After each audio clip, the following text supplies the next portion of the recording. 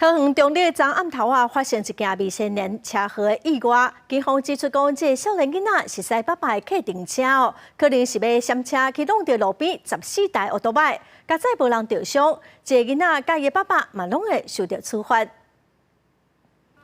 奥多麦倒几排，为连车牌拢落去啊！17号要按通中坜市政路一台客停车，敢若是为着要闪车，弄到停伫边仔14台机车，好在无人伤亡。警方调查发现，肇事是一个未成年少年，疑似是因老爸假停车。左边全部擦到那样，都壳裂掉这边。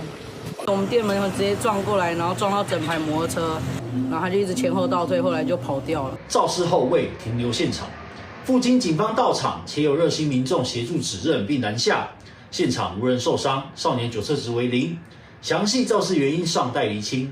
这件交通事故依照道路交通管理处罚条例，都要针对少年的老爸运转无驾照的人驶夜车，爱吊扣驾照3个月；嘛针对少年无驾照说是驶车，处6000到24000块的罚款。 经过执法人员组织，拒绝停车逃走的人，设罚15000块到45000块的罚款；，佮有驾驶汽车肇事并无依照规定处理，罚1000块到3000块的罚款。